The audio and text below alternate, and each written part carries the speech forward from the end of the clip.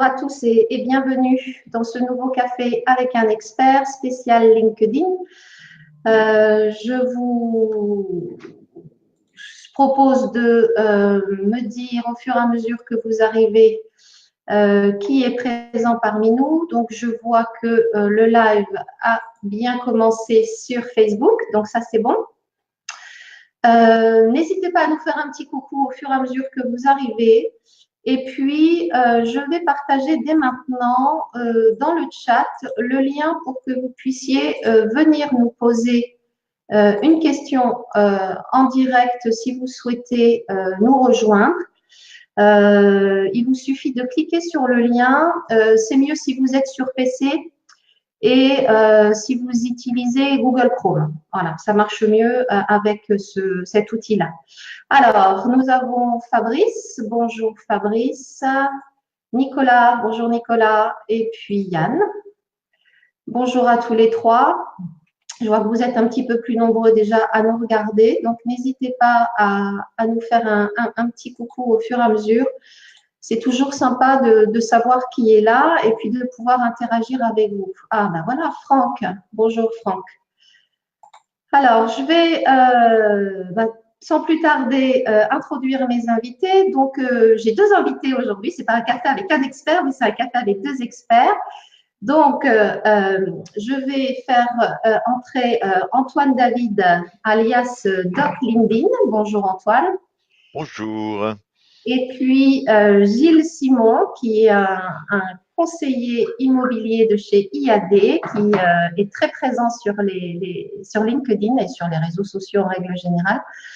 Donc, en fait, voilà, j'ai invité pour vous deux personnes que je suis régulièrement sur LinkedIn et qui vont nous expliquer, pour l'un, sur la théorie, comment il faut faire, et puis pour l'autre, dans la pratique, comment il fait en tant que professionnel de l'immobilier. Alors, nous avons Olivier qui nous a rejoint.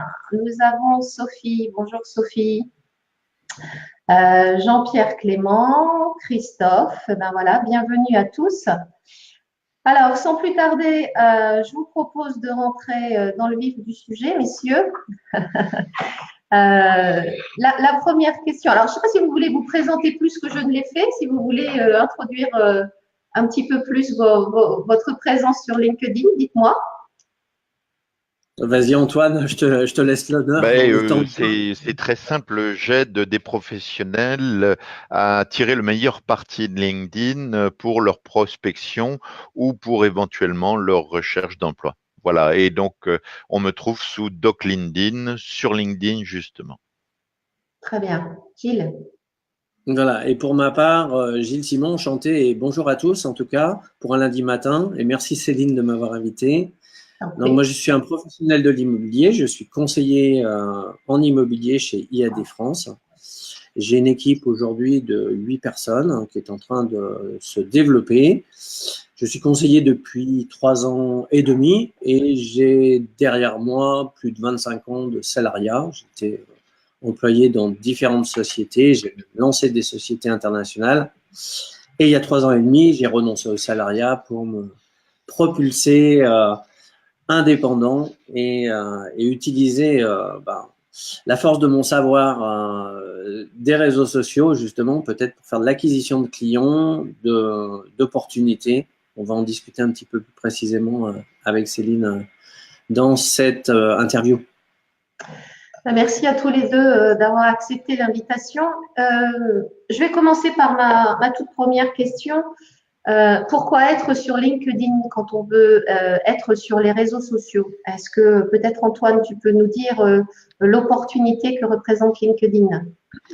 En fait, LinkedIn permet de gagner la confiance d'inconnus en interagissant au plan professionnel et pas personnel. Donc, c'est pas du tout la même chose d'interagir avec quelqu'un sur Facebook ou d'interagir sur LinkedIn. Je suis agent immobilier dans le 17e, soyons caricaturaux, et j'ai un siège social d'entreprise qui est dans le 17e justement. J'interagis avec des cadres ou des dirigeants de l'entreprise et je constate, pouf, il y en a un, il a changé de job il y a 3 mois ou il y a 1 mois, il vient d'arriver. sur le secteur. Vraisemblablement, je regarde son profil et je vois qu'avant, il était en poste à Nantes et que là, ça fait 15 jours qu'il a pris ses fonctions dans une boîte sur mon territoire. Qu'est-ce que je fais? Je vais gagner sa confiance de manière fortuite et à un moment, je vais discuter avec lui de la question de son logement. Et là, je vais essayer de savoir s'il a déjà résolu son problème de logement, si sa famille est déjà installée ou si sa famille attend la fin de l'année scolaire à Nantes avant de rejoindre. Si ça se fait en cours d'année, il y a une probabilité maximale s'il a des enfants qui sont restés à Nantes. Ça veut dire que j'ai un prospect, si je gagne sa confiance, il se mettra à chercher une location ou un achat pour le mois de mai. Et donc, à partir du moment où on est au mois de février, au mois de mars, je peux gagner sa confiance. Et ensuite, je peux en faire un client pour une recherche immobilière. Gilles, pourquoi être sur LinkedIn? Dis-nous, quelles ont été les raisons de ton choix? Alors, on va dire de la théorie à la pratique. Parce que moi, j'ai vu toutes les évolutions de LinkedIn. Hein. Je suis connecté à LinkedIn depuis bientôt 18 ans, quelque chose comme ça. Mon Dieu. Je l'ai utilisé dans le cadre professionnel puisque je faisais beaucoup de B2B, j'ai fait de la grande distribution, du marketing et de la com. Donc, bien évidemment, j'ai utilisé cet outil qui est assez brillant. Mais pour rappel, d'il y a une quinzaine d'années, on utilisait LinkedIn plutôt pour trouver un emploi, trouver quelque chose qui était lié à l'activité professionnelle et qui permettait de se construire un réseau, mais un réseau professionnel. Et on a vu des évolutions plutôt récentes il y a quelques années avec le rachat de LinkedIn par Microsoft, hein, si je ne m'abuse. Et on a trouvé une évolution significative avec beaucoup plus d'interactivité, avec un fil d'actualité, avec quelque chose qui ressemble beaucoup plus à Facebook maintenant qu'il ne l'était il y a quelques années. Et donc, cet élément professionnel vers personnel, moi, je l'ai senti. Et je l'utilise énormément parce que dans l'immobilier, notre métier de base, c'est le contact, les relations humaines. Donc, la partie professionnelle est intéressante. Je l'accorde, hein, il n'y a pas de souci. Mais maintenant, on est beaucoup plus axé vers toucher l'individu. D'ailleurs, je l'ai noté dans des expériences que je fais sur mes posts. Plus je poste de messages ou de multimédia liés à moi, plus j'ai d'audience. Alors, tout ce qui me touche, en fait, ou tout ce qui génère de l'émotion, touche les individus et est lu. Donc, l'audience est réactive et interactive. L'engagement est supérieur lorsqu'on parle de soi. Voilà.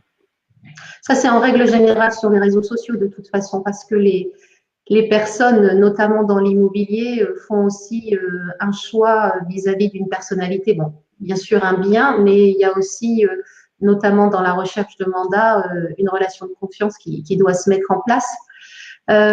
Juste, je rappelle à tous ceux qui nous suivent que vous pouvez venir poser vos questions en direct en cliquant sur le lien que j'ai mis dans le fil d'actualité de cette émission. Il doit être un petit peu plus bas dans la présentation.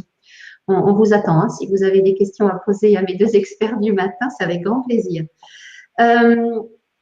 Une des premières choses que je voulais voir avec vous, c'est comment se présenter sur LinkedIn, parce que c'est très formaté, LinkedIn, hein, dans la présentation, il y a ce bandeau, il y a la photo, et puis il y a le texte, le titre que l'on peut mettre, le texte en dessous.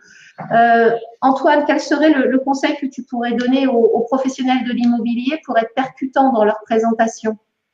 Alors, le métier de l'immobilier n'est pas forcément un métier qui a excellente presse vis-à-vis du grand public, à savoir que quand vous avez un logement ou que vous cherchez un logement, vous interagissez avec des acteurs de l'immobilier, avec des gens qui sont de niveau variable et qui parfois vous sollicitent, vous sollicitent.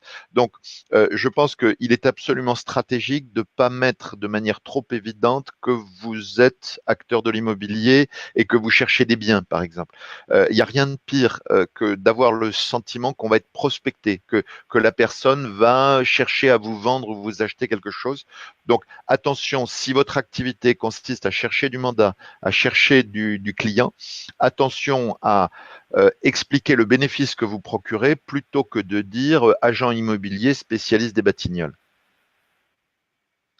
Ok. Qu'en pensez-vous? Gilles. Alors moi, je suis tout à fait d'accord. D'ailleurs, c'est une petite anecdote. J'avais, je crois, l'année dernière, changé mon titre, qui était conseiller en immobilier chez IAD France, en directeur du bonheur. Et en fait, c'était vraiment quelque chose qui était plutôt intéressant, puisque en fait, j'ai ma propre société et j'ai mis une petite interaction. Ma société vient de me nommer directeur du bonheur. Donc, j'interpelle les gens. Ça raccroche à quelque chose de beaucoup plus personnel et l'engagement envers mes clients est plus important que simplement conseiller en immobilier. C'est clair. Mais en fait, il faut être mémorisable. Face à l'océan d'indifférence et au fait que les gens courent tout le temps, à partir du moment où vous frappez l'attention des gens, vous avez plus de chances d'établir un premier contact. Donc, il y a Franck qui nous dit mauvaise presse, les agents immobiliers. C'est clair que, bon, même si je pense que les agents se rendent compte de plus en plus que leur mode de communication n'est pas toujours au top et qu'il faut s'adapter, il y a encore un petit peu de temps avant que le blason des professionnels de l'immobilier se redore.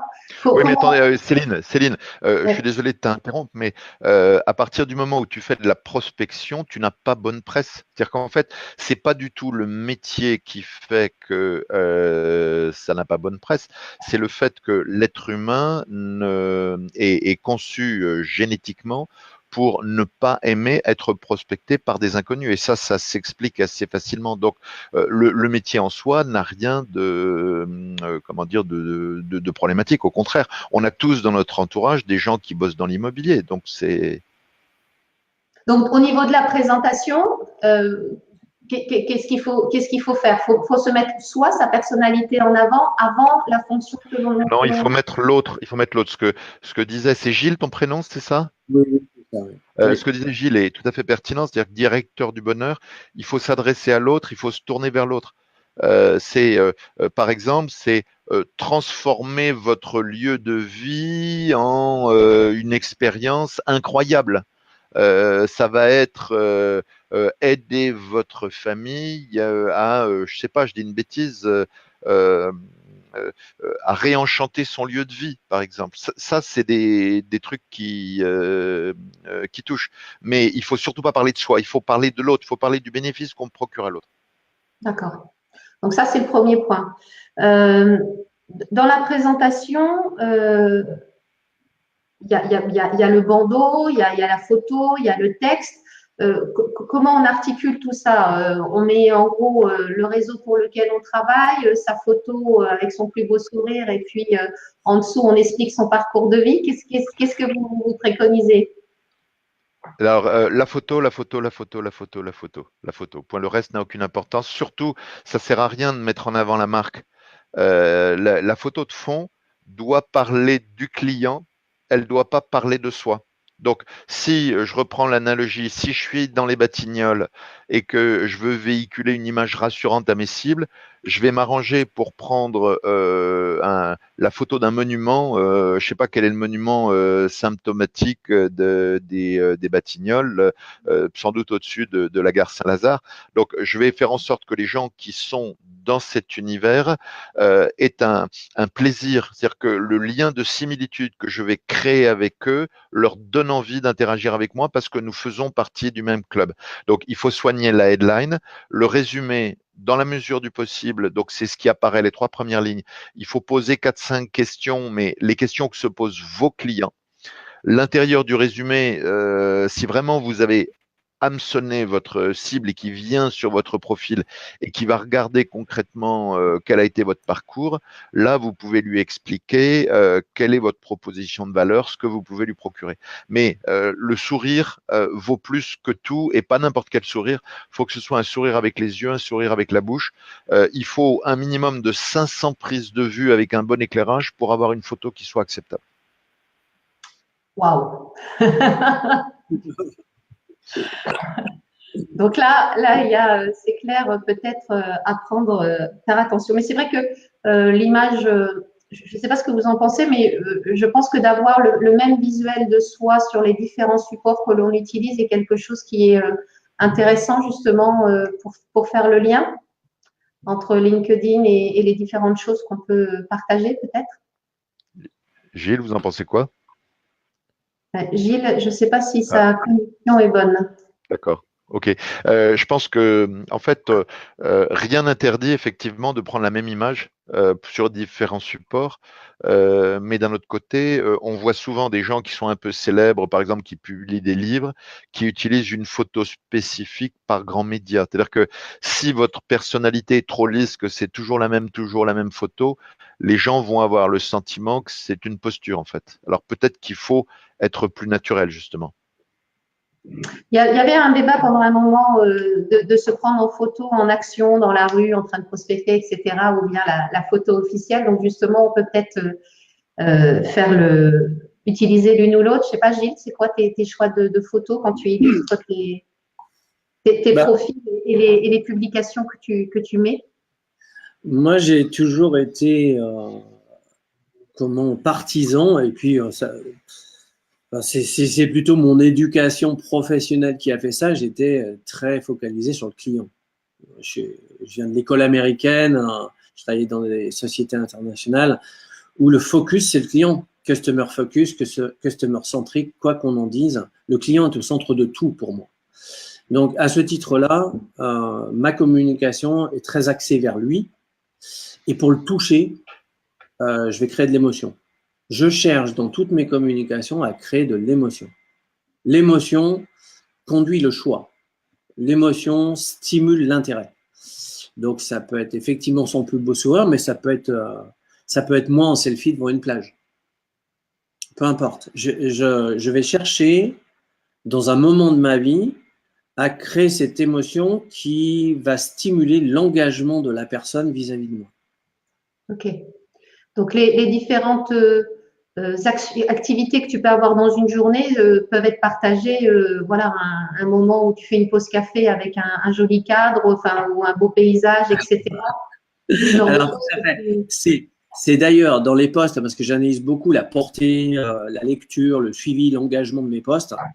Juste pour info, j'ai un SSI de 82% sur LinkedIn, donc je suis plutôt satisfait. Je suis dans le top 1% de mon secteur d'activité. Donc, je suis plutôt quelqu'un qui communique. Hein. En ayant fait du marketing, de la com et de la pub, je pense que c'est un peu normal. Hein. Et à ce titre-là, en fait, dans l'analyse de mes posts et de mon activité, les posts qui sont liés à moi ou à une émotion particulière sont ceux qui ont le plus de vues, ceux qui ont le plus d'engagement. Pour stimuler l'engagement, d'ailleurs, je fais souvent des petites devinettes ou des petits jeux. Pour mettre quelques chiffres derrière tout ça, j'ai un réseau de, je crois, 15 000 personnes sur LinkedIn, ce qui est plutôt pas mal, je suis assez satisfait.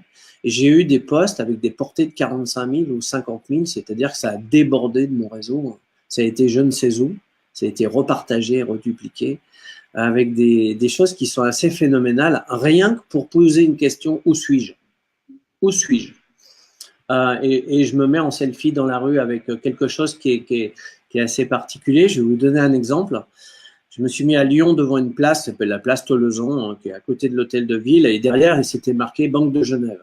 Donc, ok, je savais que c'était un piège, je faisais tomber les gens dans le piège pour stimuler l'engagement et que tout le monde me dise t'es à Genève, t'es en Suisse, etc., etc. Jusqu'à ce que je trouve quelqu'un qui connaisse bien le secteur, et ça m'interpellait justement, parce que je suis lyonnais, et ça m'interpellait de savoir que la personne allait bien localiser ce lieu-là. Et figurez-vous qu'en fait, la personne qui a trouvé le plus rapidement, en tout cas, c'est un agent immobilier lyonnais. C'est un agent immobilier lyonnais, c'est un agent d'un réseau concurrent à IAD. Et cet engagement que j'ai eu avec lui, parce que je disais en fait, à la limite, le premier qui trouverait où j'étais réellement, gagnerait une vidéo personnalisée. Parce que je fais beaucoup de vidéos, beaucoup de communication visuelle, je fais du motion design.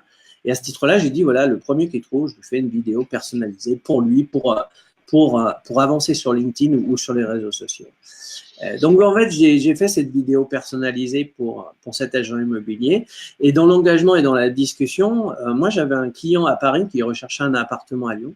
Et j'ai dit, voilà, est-ce que tu n'as pas quelque chose, etc. Il m'a dit, non, pour l'instant, je n'ai pas ce que ton client recherche. En revanche, on va rentrer quelque chose. Donc, voilà, on peut faire de l'intercabinet, on peut stimuler. Et j'ai proposé l'appartement à mon ami parisien qui recherchait justement un logement à Lyon. Donc, cet engagement, pour moi, il est très fort. Parce que sur du visuel qui peut paraître anodin, une situation, un selfie, etc., ben ça génère de l'engagement, de l'intérêt, et je peux développer des relations avec des personnes que j'aurais jamais été chercher. Par rapport à ce bon, il y a tu postes combien de fois par semaine? Tu produis beaucoup de contenu? Est-ce qu'il y a une règle sur LinkedIn? Quelles sont les règles pour que ça fonctionne? Est-ce que je peux intervenir? Oh, vas-y, je t'en prie. En fait, je vais détonner. Publier ne sert plus à rien aujourd'hui.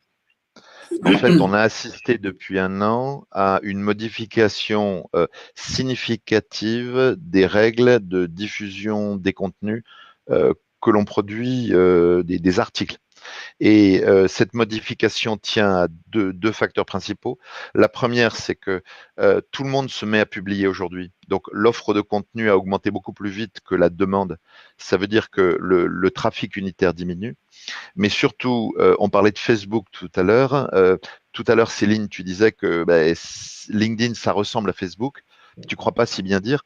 Les créateurs de Facebook ont mis au point des méthodes marketing assez efficaces pour ferrer les utilisateurs, pour les inciter à revenir plus souvent. On appelle ça de la cyber-addiction, pour faire grossier. Et en fait, ils ont constaté que lorsque quelqu'un se mettait à publier, si dans les 6 premiers mois, il avait des succès d'audience, ça allait le conforter durablement dans le fait qu'il était devenu influent. Et ensuite, né variéture, ils produisent régulièrement 2 articles, 3 articles par semaine, quand bien même l'audience diminue en fait.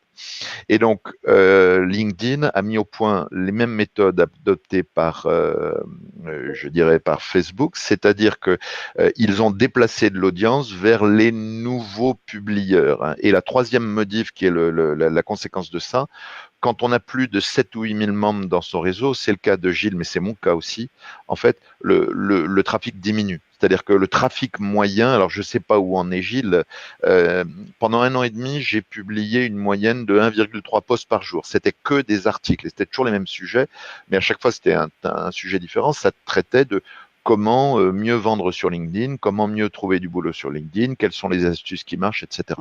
Et j'ai pu constater, alors peu importe les chiffres, mais j'ai pu constater que au-delà de 6500 membres dans mon réseau, j'en ai autant que Gilles aujourd'hui, au-delà de 6500 membres dans mon réseau, en fait, le trafic n'évoluait plus linéairement avec la taille de mon réseau. Et après 10 000, j'ai pu voir que là, pour le coup, je faisais beaucoup moins de trafic, beaucoup moins d'audience que ce que je faisais à l'époque où j'avais 3 ou 4 000. Et en fait, on dit aujourd'hui que LinkedIn n'est plus un média parce que quand Gilles évoquait le chiffre de 50 000 pour l'audience d'un post, il faut voir que ce 50 000, ça masque à la fois les gens qui lisent l'article, mais aussi les gens qui ne font que survoler les 3 premières lignes dans le mur. Vous comprenez ce que je veux dire? Mais pour pouvoir comptabiliser le nombre effectif de gens qui lisent effectivement le post, il faut diviser par un facteur 25 à 30. Ça veut dire que quand on a un chiffre de 3000 vues, 3000 qui est quelque chose, quand on voit 3000 vues, ah c'est pas mal, là je suis fier de moi, etc. En fait, on a 100 personnes qui ont lu l'article. Et 100 personnes qui ont lu l'article, on se dit, bon, c'est pas top. Et alors, juste pour terminer sur l'anecdote que citait Gilles en disant, voilà, moi j'ai, je sais plus, 15 000 membres et j'ai fait des posts à 50 000 membres. En fait, autrefois, c'est-à-dire l'année dernière, comme il n'y avait pas beaucoup de contenu, en fait, votre contenu était présenté 10 ou 12 fois dans la journée. Ça veut dire que les membres de votre réseau, même s'ils n'étaient pas connectés à 10 heures, ils l'étaient à midi, ils l'étaient à 2 heures, et s'ils zappaient sur le mur, ils finissaient par voir votre article. Ça veut dire que on estimait que si vous aviez 100 personnes dans votre réseau, allez, mettons 40 allaient voir votre nom défiler sur le mur et que quelque part, vous en bénéficieriez en termes d'autorité. C'est-à-dire que quelque part, ça rassure, oh là là, celui-là, on le voit souvent, donc c'est quelqu'un de célèbre. Donc, ça cautionnait la pertinence du contenu et les gens commençaient à s'intéresser au contenu. Aujourd'hui, on estime que c'est peut-être 2 à 5% des membres de votre réseau qui voient à un instant donné un de vos posts. Et ça ne suffit pas pour que les gens se souviennent de vous et pour que ça vous confère une forme d'autorité. Ça veut dire que, alors qu'il y a 1 an ou 1 an et demi, j'aurais incité nos amis à publier largement, aujourd'hui, publier est une excellente chose, mais je pense qu'il faut le faire comme Gilles, c'est-à-dire en disant une devinette, c'est où, à votre avis, où suis-je, ou à votre avis, qu'est-ce que machin, etc. Il va pas y passer un temps infini. Il va piquer la curiosité, il va créer de la connivence. Il y a des gens, puis surtout s'il y a un enjeu, gagner quelque chose, ça c'est génial. Par contre, se cogner 1 heure et demie pour rédiger un article intelligent dans lequel on va expliquer comment est-ce que il faut utiliser l'aspirateur sans sac qu'on cherche à vendre, etc. Ou là, en l'occurrence, c'est comment, si vous cherchez un bien immobilier sur Limoges Nord, il faut absolument passer par l'agence centrale. En fait, ça a eu marché, ça ne marche plus. Et c'est la question des vidéos que tu posais. Faire des vidéos, c'est génial. Ça permet de véhiculer de l'émotion. Il ne faut pas dire n'importe quoi dans les vidéos.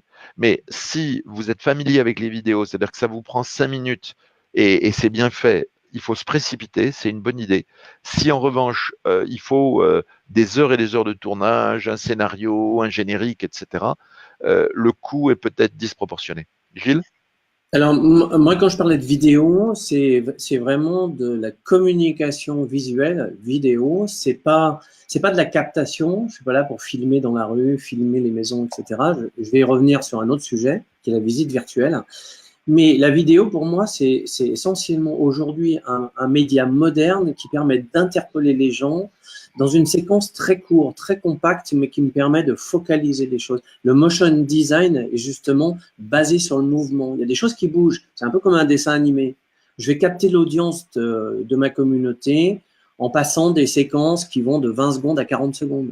Si je fais des vidéos ou du montage qui fait 1, 2, 3 minutes, je vais perdre de l'audience, je vais perdre de l'intérêt. La première chose que les gens font d'ailleurs, quand ils regardent par exemple des vidéos sur YouTube, la première interaction, c'est qu'ils regardent le temps que dure la durée. C'est-à-dire si c'est, on regardait si c'est genre 3 minutes, 5 minutes, vous dites ok, j'ai pas le temps. Par contre, si c'est 20 secondes, 30 secondes, vous dites ok, tiens, ça peut m'interpeller. Et en fait, toutes les interactions que j'ai eues avec les engagements de ma communauté, c'est-à-dire les interactions pour me questionner, pour aller un petit peu plus loin dans la relation, c'est sur des communications très interactives. Alors, ça peut être des questions, comme je l'ai dit tout à l'heure, dans la rue, où suis-je, etc. Mais ça peut être du motion design en stimulant l'intérêt de quelque chose. Là, par exemple, je suis en plein lancement d'une plateforme de marketing de réseau, une nouvelle plateforme de e-commerce, qui va démarrer le mois prochain, je stimule ma communauté, je génère de l'intérêt, je génère de l'attente et de l'attention, de manière à ce que les gens puissent capter cette attention au jour J. Alors, concrètement, c'est quoi? C'est une vidéo de 40 secondes tous les jours? C'est de la semaine?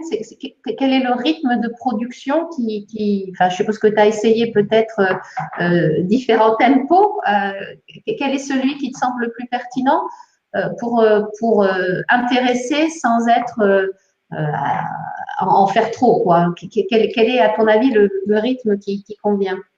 Moi, le bon rythme, je dirais, c'est d'être présent, parce que d'être présent simplement avec son profil, avec une description, etc., bon, on va vite être absorbé par la masse de la puissance de LinkedIn et on risque d'être peut-être de devenir invisible très rapidement.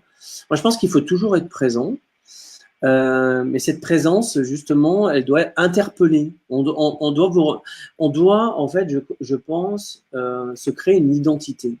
Et cette identité, elle doit être reconnaissable. Alors, je dis pas qu'il faut dire toujours la même chose. Je dis en revanche que la manière de communiquer doit être unique. Moi, ce qui m'intéresse, c'est l'autre. Et pour que j'interpelle l'autre, il faut que je me mette en scène. Alors, à travers des petites vidéos motion design ou à travers l'expression de ma communication. Parce que moi, ce que je pense, c'est que on est là pour parler d'immobilier. L'immobilier, derrière l'immobilier, il y a la notion de vente. Pour moi, la vente, ce n'est qu'un rapport de puissance entre la communication et le prix. Communication, prix. Alors, les leviers sur le prix, on les a, c'est notre métier, c'est notre savoir-faire.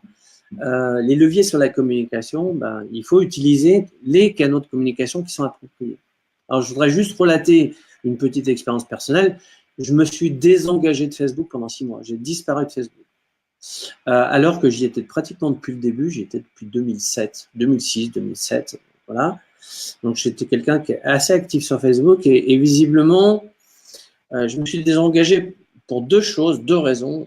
Un, me focaliser sur LinkedIn justement pour augmenter ma communauté et me focaliser sur ce média-là. Et de l'autre côté, pour éviter un peu les désagréments de Facebook qui mêlent vie privée, vie professionnelle et qui créent quelquefois des tensions avec des gens qui sont jaloux ou qui manifestent un mauvais intérêt, qui sont là plutôt pour voir le côté négatif des choses que le côté positif. Donc, je me suis focalisé pendant 6 mois. Ça m'a permis de donner un booster à ma communauté. Je suis passé pratiquement de 5 000 à 15 000 en 6 mois parce que j'étais focus et que je suis très content d'avoir fait ce break. Alors, je suis revenu sur Facebook maintenant pour un autre intérêt qui est effectivement le lancement de ces plateformes de marketing relationnel où là, je vais toucher plutôt l'individu. Et l'individu, c'est vrai qu'à titre personnel, Facebook est certainement un média plus développé pour générer de l'intérêt à titre personnel. Alors, il y a Fabrice qui nous dit oui, mais quel rythme de diffusion de la vidéo? Qu'est-ce que tu conseilles? C'est une vidéo la semaine? C'est 2 la semaine? C'est quoi? Je crois qu'il n'y a pas de règle. Moi, mon expérience, parce que j'ai fait un peu de pub dans des agences de publicité et de com sur Paris, moi je dis l'intérêt de la communication vidéo ou visuelle, il faut apparaître, être constant et disparaître pour réapparaître. Imaginez que si vous voyez une pub tous les soirs sur TF1, sur Chanel, ça va vous user. En revanche, vous êtes sensible à Chanel lorsque vous voyez des pubs et puis 6 mois après, une autre publicité de Chanel. Donc, l'émotion est créée, l'engagement, l'intérêt est fait vis-à-vis de la marque, mais il faut disparaître. Il faut savoir disparaître.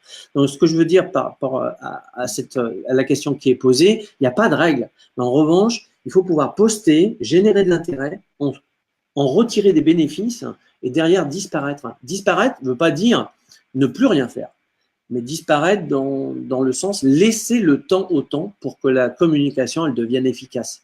Sinon, vous allez lasser les gens. Moi, je ne poste pas une vidéo par jour, c'est juste pas possible. Par contre, je mets au moins 1 ou 2 posts par jour. Alors, Céline, juste pour répondre, je pense qu'on peut répondre de manière différente à la question. La première, c'est que si tu publies trop souvent, le post N+1 va cannibaliser le post N en matière d'audience. Donc, ça veut dire que ne publiez pas 2 fois en 48 heures. La règle de base, c'est de dire, tu as une semaine, tu publies 3 fois, point. Voilà. Si tu publies moins de 3 fois, c'est pas gênant. Si tu publies plus de 3 fois, en fait, une partie de l'audience que LinkedIn va te proposer va se diluer. Et en fait, paradoxalement, 2 petits posts font moins d'audience qu'un gros post. C'est-à-dire qu'en fait, en publiant, par exemple, je vais publier le lundi et je vais publier le mardi, non seulement je torpille mon post du lundi, parce que si j'avais attendu mercredi pour publier, comme il avait fait une bonne audience le lundi, il aurait fait une excellente audience le mardi. Mais en plus, je vais plomber l'audience du poste suivant. Donc, si l'enjeu c'est d'être visible, passez-y le moins de temps possible parce que ça ne sert absolument à rien de publier pour faire de l'audience et de la visibilité. Ça marchait il y a 2 ans, ça marche plus aujourd'hui. Donc, quitte à publier, faites-le pour être visible parce que ça peut marcher par hasard, mais n'en faites pas un outil de conquête.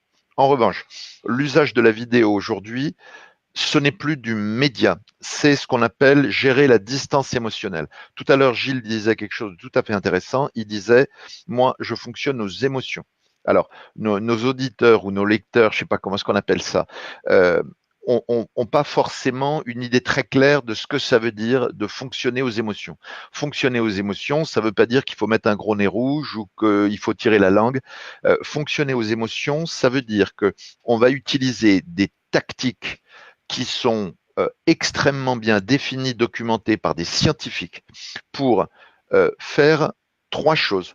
La première, c'est pour briser la glace. Donc, faire en sorte que la personne, je dirais, accepte de vous écouter. La deuxième, c'est piquer sa curiosité. Donc, c'est quelque part faire fonctionner ce qu'on appelle les mécanismes de récompense du cerveau.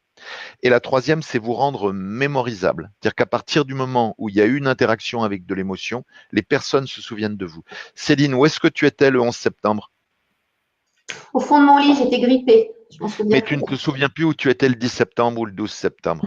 Non. Ok, donc l'émotion, ça sert aussi à être mémorisable. Et donc, lorsqu'on interagit sur LinkedIn, avant, on tirait un coup, ça marchait, on publiait un truc, les gens, ils trouvaient ça intéressant, ils nous contactaient, et puis on faisait une vente. Ça, c'était le Magic World à la Disney, ça ne marche plus comme ça. Aujourd'hui, si on veut transformer un contact en une opportunité de vente, il faut entre 4 et 8 échanges avec l'individu.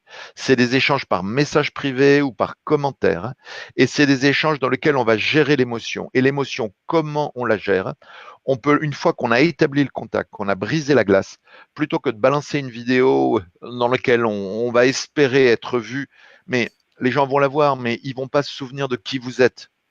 Ça veut dire que si pour eux l'immobilier c'est Orpi, ils vont voir un agent immobilier qui va parler d'immobilier. Vous bossez pas pour Orpi, ils vont se souvenir de la pub Orpi. Donc je dirais le fait qu'on vous voit sur une vidéo n'a de sens que si vous bâtissez une relation personnalisée. Et c'est là où la vidéo est essentielle, parce que à partir du moment où je vais interagir avec Céline, la première chose c'est ça va être par des messages.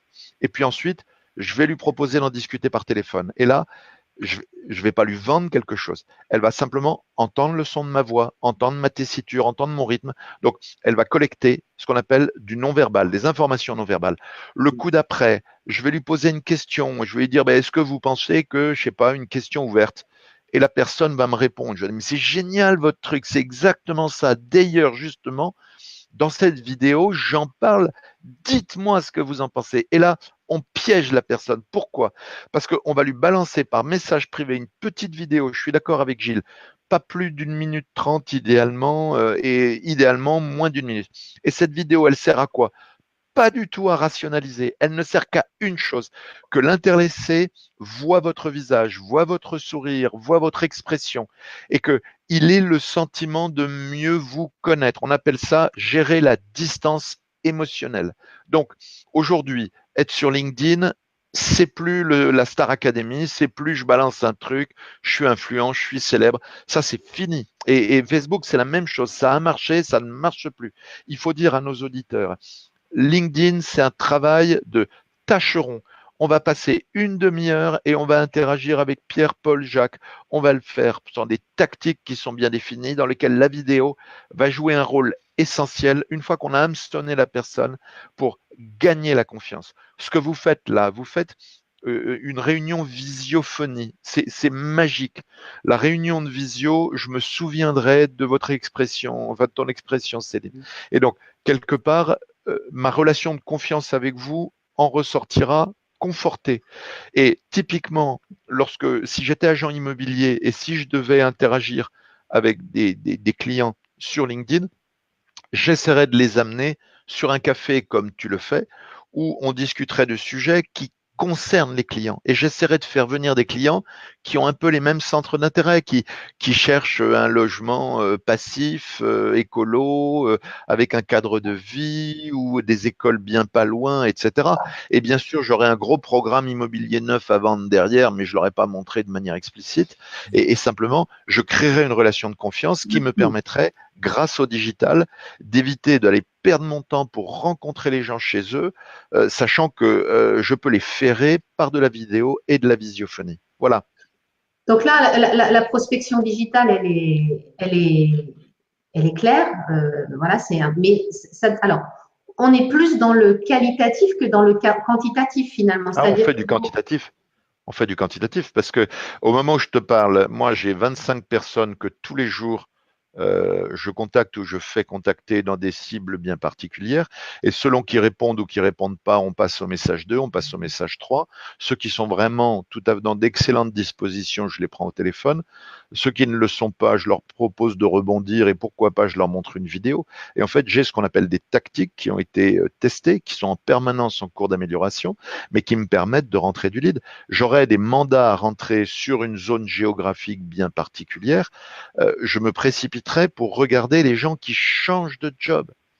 Quelqu'un qui change de job en cours d'année et qui a moins de 55 ans, il a des lardons qui sont à l'école, qui sont scolarisés. Ils suivront 3 mois après, 6 mois après. Il aura une baraque à vendre ou il aura une baraque à acheter. Et donc, je vais gagner sa confiance et je vais le faire rentrer de manière non invasive dans ce qu'on appelle un entonnoir de vente où finalement, quand bien même je lui vendrai rien, on aura échangé sur ces sujets de préoccupation. Je vais prendre un exemple. La mairie de Paris a modifié la carte scolaire sur un certain nombre d'arrondissements chics pour balancer des immeubles avec un prix au mètre carré à 12 000 euros sur les pires collèges de l'arrondissement. Enfin, ça surprendra personne, hein, mais Madame Hidalgo est coutumière du fait, elle est pour le brassage social. Et donc, ce qui se passe, c'est qu'il y a des gens qui se sont saignés pour acheter des logements incroyables dans des quartiers où il y a des bons trucs et qui brutalement se disent, gasp, il faut que j'inscrive mes gamins dans le privé. Sauf qu'à Paris, dans le privé, il y a 3000 en liste d'attente. Il n'y a plus une place dans les établissements privés dignes du surnom dans Paris. Aujourd'hui, donc il y a des parents, on est en novembre, enfin en octobre, il y a des parents qui commencent à s'intéresser à des coins hors de Paris, genre Rueil-Malmaison, Versailles, etc., parce qu'ils se rendent compte que leurs gamins seront scolarisés dans un collège qui leur semble pas très vertueux. Donc aujourd'hui, je suis agent immobilier, je suis informé de ce truc-là, mais je te montre des tactiques incroyables pour approcher des gens qui sont à haut niveau de revenus et que j'ai pu identifier comme étant sensible à telle ou telle thématique d'un quartier parisien.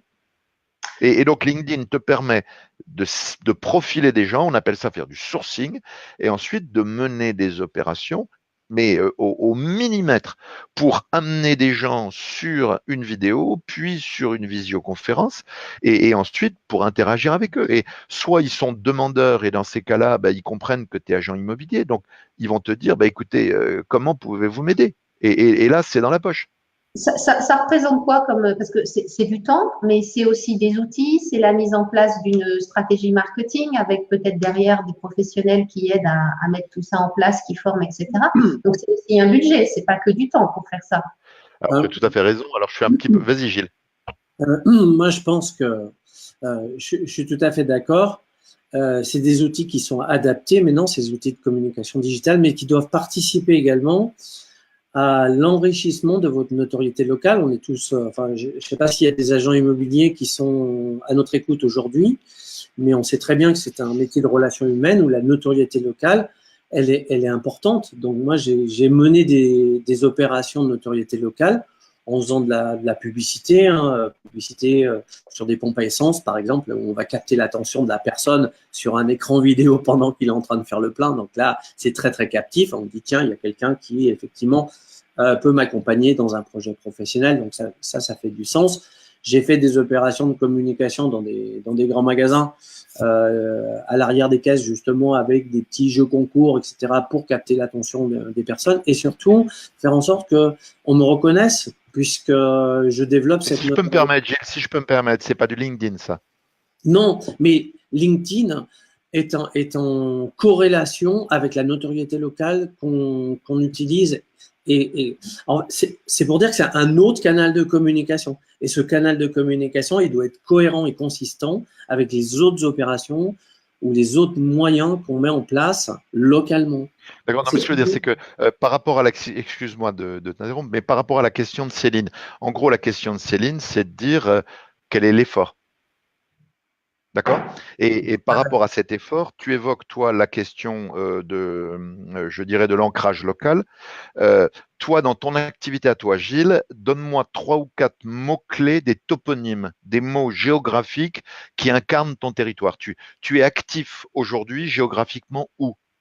Dans Paris Alors, je suis actif dans la région Sud 77, Sud Seine-et-Marne, on va dire entre Melun et Fontainebleau. D'accord. Donc, je suis sur Donc, un territoire… Fontainebleau, c'est ton territoire. Oui, pas loin. Melun, c'est ton territoire. Barbizon, Fontainebleau. Exactement. Voilà. Donc, tu vas prendre 4 ou 5 mots-clés qui sont des noms sur lesquels tu veux être visible localement. Tu me suis? Ah, tout à fait. Tout à Eh fait. bien, sur LinkedIn, tu as un moteur de recherche caché qui te permet d'aller trouver tous les posts qui comprennent le mot Barbizon, le mot Fontainebleau, le mot Melun. Oui. Et ces gens-là, tu peux identifier parmi les gens qui publient les choses sur Barbizon, Melun, Fontainebleau, tu peux identifier ceux qui ont de l'influence, entre guillemets. C'est facile, c'est des posts qui ont au minimum 4-5 likes ou commentaires. Oui, c'est ça, Et ouais. ces gens qui sont bavards sur ton territoire, eh ben, il faut que tu marques ton territoire. Je ne dis pas comme un animal qui fait pipi aux quatre coins, mais un peu quand même. C'est-à-dire que tu dois absolument féliciter Jean-Étienne pour son remarquable article sur la boucherie, je dirais, des temps modernes à Barbizon, et que d'ailleurs, toi, tu y vas régulièrement, et que, bref, tu dois faire en sorte que tous les articles qui concernent ton ancrage local, que tu sois visible auprès de l'auteur, que tu rendes des services à l'auteur, que l'auteur te rende des services, mais que vous fassiez une chaîne de solidarité pour les acteurs locaux qui veulent un petit peu se dégager du panier. Maintenant, Céline, pour répondre à ta question, il faut refaire complètement la stratégie. Donc la stratégie digitale, et paradoxalement, et ça Gilles, qui est un homme de marketing, pourra nous le confier, en fait, LinkedIn est tellement tordu qu'on est obligé de faire une stratégie spécifique à LinkedIn. C'est-à-dire qu'on ne peut pas dire, voilà, ce que je faisais sur les culs de bus ou ce que je faisais dans le tractage, je vais faire un volet LinkedIn. En fait, LinkedIn nous utilise, nous, comme personne, pour interagir avec d'autres personnes. Ça veut dire que c'est pas notre entreprise, c'est pas notre savoir-faire, c'est notre personnalité, c'est notre âme. Ça veut dire que tout ce qu'on avait imaginé il y a 10 ans, il y a 20 ans, pour faire son commerce, en particulier dans l'immobilier, on est obligé de partir d'une feuille blanche pour LinkedIn. On refait la stratégie digitale. Une fois qu'on fait la stratégie digitale, ensuite, on élabore des tactiques. Par exemple, la tactique numéro 1, c'est de dire, je prends Sales Navigator, comme ça, je sais qui vient changer de job. Et dès que quelqu'un change de job, il y a une opportunité de business, je me précipite dessus, je gagne la confiance. Et donc ensuite, on va amener la personne progressivement à accepter un rendez-vous téléphonique, voire un rendez-vous physique, pour pouvoir faire connaissance et établir un niveau de relation suffisant pour que derrière, on puisse envisager une opportunité business. Mais ce qui est très important, oui, pardon. On a trois questions justement qui sont corrélées les unes à l'autre. Il y a Fabrice qui dit on peut faire du local avec Facebook et LinkedIn. Donc la réponse c'est oui avec Facebook, oui, Oui, avec LinkedIn, bien sûr, en mettant une stratégie en place. oui. Franck qui demande vos journées faut combien d'heures et David qui dit il faut un community manager finalement dans chaque agence. Donc c'est vrai que ça demande du temps, ça demande de l'investissement et ça demande un investissement financier, temps en stratégie, repenser sa méthodologie de stratégie. Alors, Yann me demande, il est où le lien? Je ne le trouve pas. Alors, je vais le reposter, Yann. Comme ça, vous allez pouvoir nous rejoindre si vous voulez. Voilà. Alors, oui. Donc, faut-il un community manager dans chaque agence Non, c'est pas nécessaire. En fait, ce qu'il faut retenir, c'est que tous les gens qui nous écoutent sont des commerciaux, d'accord? Et ils ont tous suivi des formations plus ou moins élaborées, donc tous, vous savez ce que c'est que des croyances limitantes. Vous savez que quand vous interagissez avec un client, en fait, il est pétri de croyances, mais ce que vous ne savez pas forcément, c'est que vous-même, vous êtes pétri de croyances. Alors, on n'a pas le temps de l'expliquer, mais en fait, parce que vous voulez être poli, vous allez dire qui vous êtes à un inconnu, et parce que vous voulez faire professionnel, vous allez résumer en une phrase ce que vous faites, pour aller droit au but et pour faire professionnel. Tu es d'accord, Céline? Ça te semble cohérent? Oui, Eh bien, le soir, quand tu reçois un appel d'une petite dame qui veut te proposer de la défisque en allant droit au but, tu les conduis avec tact en disant j'ai horreur d'être prospecté. Et en fait, sur LinkedIn, si vous voulez faire autre chose que de perdre votre temps, vous avez l'obligation impérieuse de faire des routines, c'est des process, c'est des méthodes, c'est phrase 1, phrase 2, phrase 3, et de ne pas en sortir. Il faut de la méthode. Alors ensuite, la méthode, c'est à 10 minutes par jour, on y arrive. Donc, il n'y a pas besoin de prendre un community manager au niveau d'une agence. 10 minutes par jour, on y arrive. Maintenant, si on a une bonne méthode, et si on le fait 20 minutes par jour, on aura 3 clients de plus à la fin du mois. Ça veut dire qu'à un certain moment, il faut mettre en place la méthode, mais une fois que la méthode est bonne, qu'on y passe 10 minutes, 20 minutes, 30 minutes, 40 minutes, c'est un faux problème parce que on peut mettre une assistante qui fait le boulot à votre place. Et en fait, l'investissement, en fait, il est dans la mise en place de la stratégie, c'est-à-dire se poser, prendre le temps de la réflexion en se disant je veux non, je suis désolé. Non, il faut faire appel à un professionnel pour mettre en place la stratégie. En fait, en gros, je le fais simple, hein, il y a entre 5 et 10 heures de boulot pour accompagner quelqu'un, pour l'aider à mettre au point une stratégie qui fonctionne. Alors, vous avez qu'à y appliquer le taux horaire que vous voulez. On n'est pas là pour faire du truc. Mais ceux qui sont intéressés, ils ont qu'à me contacter. Je suis facile à trouver. Mais retenez une chose, c'est que tout seul, vous ne pouvez pas y arriver. Gilles, t'en penses quoi? Bah, moi c'est un peu biaisé la réponse que je vais faire parce que j'étais un professionnel du marketing et de la communication. Donc, j'ai appliqué la stratégie, les tactiques et les outils et les méthodes, les process à moi-même pour l'avoir vendu aux autres. Voilà, je me suis formaté dans cet esprit-là. Donc, c'était plutôt facile, mais j'adhère totalement. Il vaut mieux être bien accompagné au départ. Je dirais que le job de community manager, ça va peut-être pour gérer des grosses marques, des grosses communautés où effectivement il y a une interaction avec beaucoup de clients et de sollicitations. Et là, ça présente un intérêt d'interagir avec la communauté.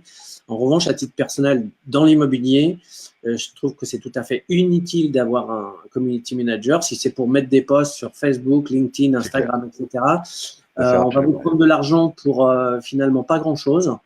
En plus de ça, comme je disais, c'est un métier de relations humaines. Donc, en fait, vous développez beaucoup plus l'humain et le relationnel et l'émotion que vous dégagez vous.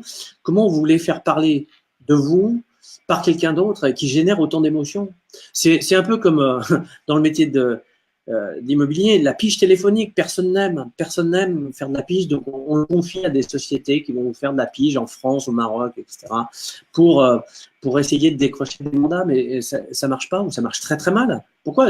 Parce que c'est vous en tant qu'agent immobilier qui avez le plus d'éléments professionnels et personnels pour stimuler l'intérêt du client et présenter un intérêt dans l'engagement. Oui, je vous ouvre ma porte, venez me voir. Voilà, c'est beaucoup plus facile de le faire. Alors, c'est peut-être difficile au départ. Hein. On en parlait avec Céline en préparant cette petite réunion vidéo. Moi, je n'arrive pas à comprendre comment des agents immobiliers qui aujourd'hui sont modernes et utilisent des moyens de communication très puissants aient de la difficulté ou de l'appréhension à se mettre en scène. On joue un métier d'acteur chez un vendeur. On joue un métier d'acteur avec des acquéreurs pour les accompagner. Donc, on a cette capacité à avoir plutôt plusieurs casquettes et à jouer un jeu correct qui défend les intérêts d'un vendeur ou d'un acquéreur. Donc, pourquoi ne pas le mettre en scène et vous exprimer en live sur ce que fait Céline aujourd'hui en nous présentant et en se présentant. La notoriété locale, elle ne peut pas être cachée derrière des mots ou même des images. Voilà. Il faut se mettre en scène. On a une question d'Olivier qui nous dit entre LinkedIn, Facebook, Instagram, Twitter, etc., ne vaut-il pas mieux se focaliser sur un seul réseau? Ça aussi, la multiplication des réseaux de communication. Vous qui utilisez LinkedIn et puis peut-être d'autres, quels conseils vous donneriez? On se focalise sur on est un petit peu présent partout. Qu'est-ce qui a du sens? Alors, moi, je dirais, en ayant vu les évolutions assez majeures de ces différents réseaux, on se rend compte qu'aujourd'hui, la vidéo est au cœur de tout. Facebook, justement, avec ses outils de live. Instagram, qui a lancé son Instagram TV, avec des chaînes télé, etc., chaînes interactives. Des choses qui présentent un intérêt. On voit bien le déport de la génération Y de Facebook, qu'ils ont été attirés dans Facebook et ils sont vite partis parce qu'ils ont vu que les parents s'y mettaient également. Donc, moi, je l'ai vécu avec mes filles et je pense que partager des choses avec pas mal de familles, on se rend compte que la génération Y et Z, maintenant, bah, ils disent, voilà, on fait de l'Instagram, on fait du Snapchat et on veut plus de Facebook parce que les parents sont là, on veut pas, voilà. Donc, Facebook a son intérêt. Je pense que Facebook est extrêmement puissant et très ouvert à des méthodes de communication interactives comme la vidéo. Instagram, eh ben, on le voit bien, il y a eu un gros déport de Facebook sur Instagram. LinkedIn est peut-être en retard un petit peu sur ces méthodes-là, sur ces outils. On l'a vu, hein, le fil d'actualité qui ressemble à Facebook, l'interaction avec de la messagerie interactive, du chat. Il manque encore quelque chose aujourd'hui dans LinkedIn pour qu'il soit vraiment utilisé comme un média extrêmement puissant en communication vidéo. Oui, attends, si je permets, Gilles, j'ai compris la question de Céline ou la question de notre spectateur comme étant un peu différente. Lui, sa question, c'est de dire, voilà, ras-le-bol, tous les 6 mois, il y a un nouveau truc hype sur lequel il faut être et on va finir par se disperser à être partout. Est-ce qu'il faut se disperser ou est-ce qu'il faut n'en choisir qu'un? Alors, ma réponse est, mais c'est normal, c'est ma sensibilité, c'est évident qu'il faut aller sur LinkedIn d'abord. Parce que LinkedIn vous permet, surtout si vous avez un ancrage local, c'est un super alibi, je dirais. Si vous avez connaissance de bons plans locaux, si vous avez connaissance d'un truc incroyable que, je vais dire une bêtise, mais que les inscriptions à la cantine, c'est gratuit demain. Et que vraiment, si vous avez des amis sur Barbizon, dites-le leur. Parce que c'est important que la communauté, la vie locale. Et à partir du moment où la personne a le sentiment d'appartenir au même club que vous, mais ensuite, il faut lui dire, mais cher ami, connectons-nous sur Facebook, bien sûr, et paf. Et en fait, c'est le deuxième jeu de ce qu'on appelle les connexions émotionnelles. Tout à l'heure, je parlais de la distance émotionnelle. Donc, vous avez un inconnu, vous allez briser la glace en lui racontant même des conneries, il accepte de répondre, vous lui balancez une vidéo, vous l'amenez sur un truc, un comité de quartier, on va pas laisser faire cet immeuble qui va nous défigurer l'avenue Roger Salengro. Écoutez, on se retrouve tous sur Facebook, là, on va dire au maire ce qu'on en pense, etc. Donc les gens se mobilisent, etc. Ils font partie d'un truc. Et puis, vous sympathisez avec Étienne Martin, et puis là, vous allez faire ce qu'on appelle de l'ancrage émotionnel. C'est-à-dire que vous allez trouver des prétextes pour lui dire, mais on est encore plus copains qu'avant, en fait.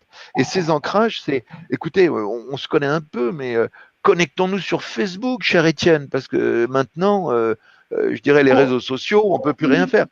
Et sur Facebook, vous allez savoir qu'il a 3 lardons, qu'il est remarié, qu'il a un vrai problème parce que il faut qu'il choisisse son déménageur, etc. Et donc là, vous allez avoir une loupe. Et c'est là où il faut un community manager pour l'agence. Le community manager, il parle pas à la place des conseillers. Le conseiller, il fait son boulot et le conseiller, c'est lui qui communique. Par contre, à partir du moment où il y a un community manager, le community manager, on lui dit, voilà, Étienne Martin me semble un bon prospect, glane-moi toutes les infos possibles pour que je vois si on utilise la tactique Tango 27 ou la Tango ou la Gine 22. On a bien compris qu'il y avait la stratégie, qu'il fallait être spécifique dans ce qu'on faisait. Je voulais juste laisser entrer Yann parce qu'il a, je suppose, des réactions à nous donner sur 7 heures déjà. Décidément, les cafés avec un expert d'une demi-heure durent de plus en plus longtemps. On bat un record chaque semaine. Bonjour Yann. Bonjour Yann. Vous entendez? Oui. Alors, les commentaires, dis-nous. Oui, j'avais envie de réagir et surtout, merci à nos experts, merci docteur et Gilles de son expérience. Mais je voulais surtout rassurer tous les petits agents immobiliers indépendants ou pas. Quand je dis petit, c'est humble, hein, c'est-à-dire que on est tous des petites entreprises Et je voulais vraiment, compte tenu de ce qu'on a entendu, rassurer tout le monde comme quoi on peut travailler sur LinkedIn sans mettre une machine et une usine à gaz en route, puisqu'au fait, ça reste un outil pour être en contact avec aussi bien son réseau que ses clients, par exemple. Et c'est quand même le meilleur moyen de rester en contact avec ses clients avant de passer à l'usine pour développer les choses sur LinkedIn et avoir un méga réseau. Donc, pas de panique à tous. Moi, je fais un petit exemple depuis quelques mois. On arrive à faire des choses tout à fait correctes et progressives sans pour autant se lancer dans un community manager, des investissements forts. Étape par étape, même si on a 2 experts sur le sujet, on peut y arriver. Donc, pas de panique parce que je vois des commentaires qui m'effraient, moi. Hein. Il y en a. Notre ami Franck veut tout arrêter, donc stoppez-le. Il faut.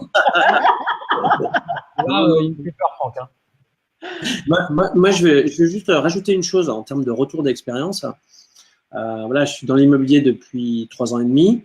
J'ai jamais vendu une maison avec une communication Facebook, Instagram, LinkedIn. En revanche, j'ai ancré mon personnage, j'ai ancré ma notoriété comme agent immobilier ou accompagnateur de projet, on va dire. En revanche, j'ai pris des mandats par ce biais et j'ai pas été les chercher. Ils sont venus à moi. C'est-à-dire une fois que je me suis positionné, j'ai positionné ma notoriété par rapport à la stratégie que j'avais de me développer localement. Fontainebleau, Melun, Barbizon, hein, comme je l'ai expliqué tout à l'heure.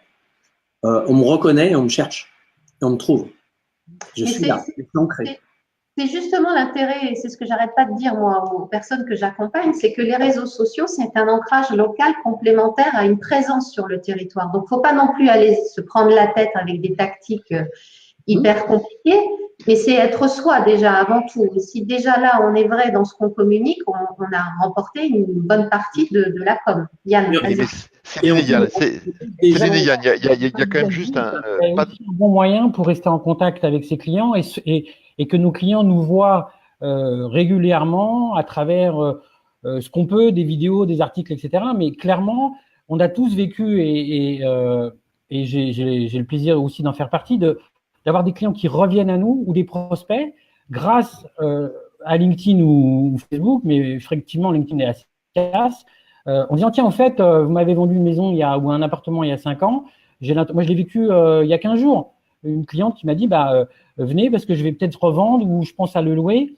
Bon, moi, j'avoue que je n'avais pas prévu de la rappeler en direct. Elle est venue à moi à travers justement cet outil qui est formidable pour rester en contact. Alors, avec ses clients, ça, c'est le plus simple. Après, la question, et c'était pour ça que je me suis connecté ce matin, c'est comment on développe sa communauté de manière ciblée pour pouvoir développer son business sur du nouveau.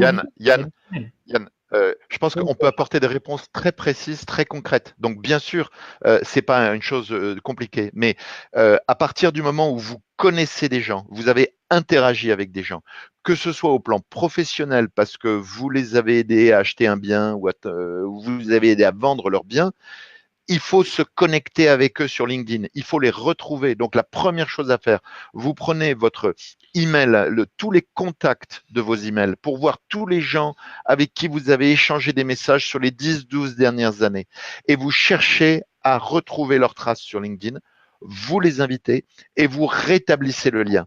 Ensuite, la deuxième chose, c'est que… Oui, ça, on sait bien parce que c'est le propre du fonctionnement. Donc, oui. Oui, mais c'est pas tout, Yann. C'est pas tout. Il faut souhaiter les anniversaires. Il faut souhaiter les anniversaires professionnels. Il faut féliciter en cas de nouveau job. C'est de l'interaction permanente, c'est clair. Et ça aussi, ça prend du temps. Moi, 5 minutes par jour. Oui, mais il faut y être tous les jours. Non, c'est pas besoin. Tous les jours, je fête tous les anniversaires de ma communauté et je souhaite le meilleur pour tous les changements de poste, etc. Parce qu'on crée cet engagement, on crée ce lien et ce lien perdure. C'est important. L'engagement. C'est pas que ce soit important, Céline. Ça a été démontré scientifiquement qu'il faut interagir 2 à 3 fois par an avec quelqu'un pour maintenir ce qu'on appelle le lien faible.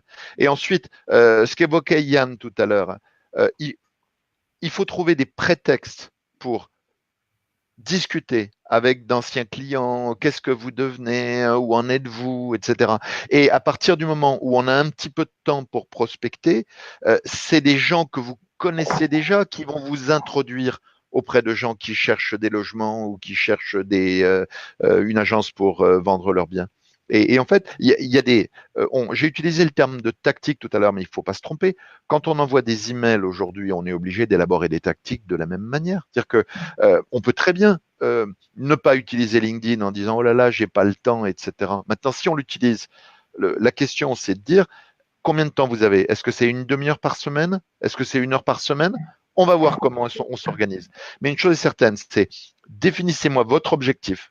On va prendre une cible et ensemble, on va aller chercher cette cible. Et en fait, LinkedIn, c'est appeler ça de la transformation digitale, en fait. Et donc, à partir du moment où vous appliquez une méthode, en fait, moi, le retour, en fait, je suis pas d'accord avec ce que dit Yann pour une raison toute simple. C'est que. De toute façon, on va déjà échanger le sujet du jour. Non, mais je vais expliquer pourquoi. C'est possible de commencer par le début. On est clairement en début de digitalisation de notre métier. Donc, étape par étape, c'est ma contribution du jour. Doucement, on peut y arriver. Et d'ailleurs, il y a des gens comme vous qui nous aident à prendre confiance parce que la première étape avant d'être une star, c'est déjà d'être bien dans ses baskets, d'être confiant. Donc, pas de panique. LinkedIn, c'est aussi possible parce que c'est vrai que la facilité, c'est Facebook. LinkedIn, Yann, c'est pas ça ce que je veux dire. Donc, je vais juste finir, monsieur. Et donc, le principe, c'est de pouvoir faire tout simplement les choses dans l'ordre, progressivement, et ensuite faire appel à des experts pour aller plus loin. Mais rassurons tout le monde, et on est en début de digitalisation. Voilà, commençons par le début, quoi. Voilà, je vous laisse. Merci. À bientôt, Céline. À bientôt. J'ai une réaction là de Christophe qui me dit bonjour à tous. Je ne suis pas d'accord avec 99% de ce que vous dites. Notre métier, c'est de se connecter aux agents, pas passer son temps derrière un écran. Et c'est vrai qu'il y a des choix comme ça d'être sur le terrain et la complémentarité de la digitalisation, elle va arriver petit à petit et que chacun n'a pas la même présence. Voilà, c'est incontournable. Oui, mais Céline, on dit exactement la même chose. On dit exactement la même chose, mais la réponse à ce monsieur a raison.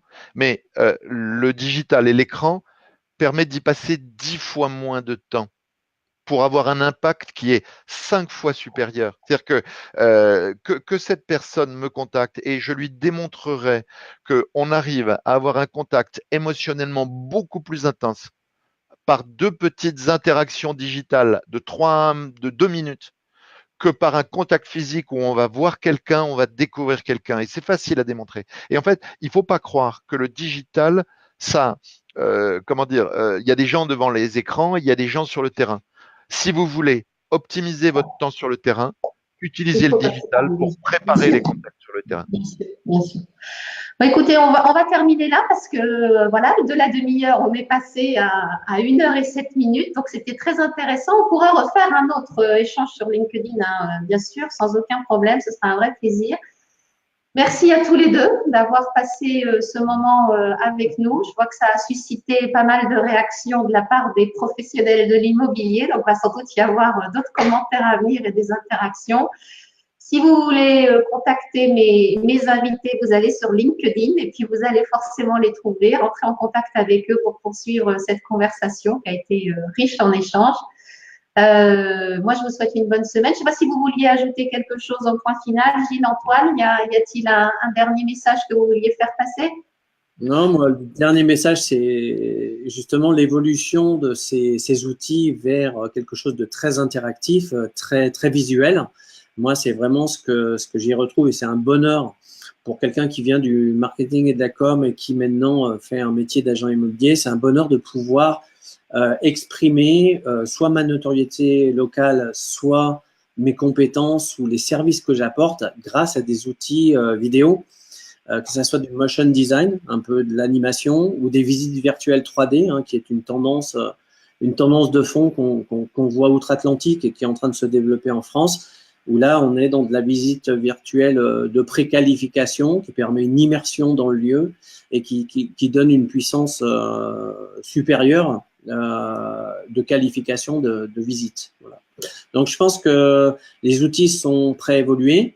Pour répondre à la personne qui disait on passe pas notre temps derrière les écrans, ben non, hein, le métier d'agent immobilier, c'est quand même aussi du contact humain, vendeur et acquéreur, et puis de la notoriété locale en faisant de la prospection terrain.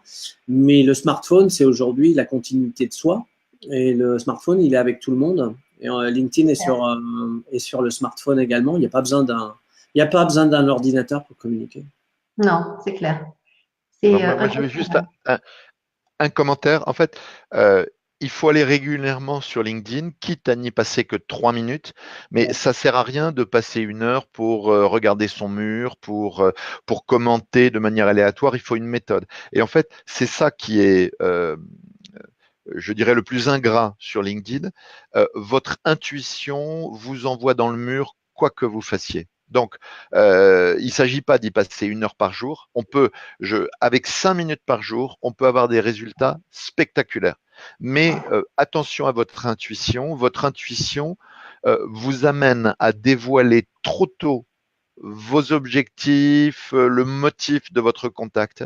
Et la personne en face de vous, même si elle a un bien à vendre, elle a besoin d'un agent immobilier, elle sait qu'elle a besoin d'un agent immobilier, elle ne vous connaît pas, elle se fermera. Donc, ce n'est pas un média. Oubliez le terme de média, c'est pas comme ça que ça marche. C'est un outil ingrat qui permet étape par étape de gagner la confiance et ensuite de jouer sur les émotions pour cueillir des leads en fait. Et donc, il faut de la rigueur, il faut de la méthode. Maintenant, allez sur LinkedIn, vous ne serez pas déçus. L'intentionnalité est importante sur les réseaux sociaux de toute façon, ça c'est clair. Merci beaucoup à tous les deux. Bonne semaine à tous. J'ai une question me disant, Christophe qui me dit j'ai raté le début, est-ce que la vidéo reste sur la page? La vidéo ne bouge pas de la page, elle y reste. Et comme tous les autres cafés avec un expert, vous allez dans l'onglet vidéo et vous les retrouvez tous. Je n'en retire aucun. Donc voilà, ça vous fait de quelques heures de visionnage vu la durée augmentante de chaque café. Bonne semaine et puis à très bientôt. Et puis, si vous voulez contacter les invités, direction LinkedIn. Voilà, merci à tous les deux. Au revoir. Bye bye. Céline, je t'appelle à l'issue sur ton portable. Très bien. Branche ton portable. Merci. Parfait. Au revoir. Bye bye.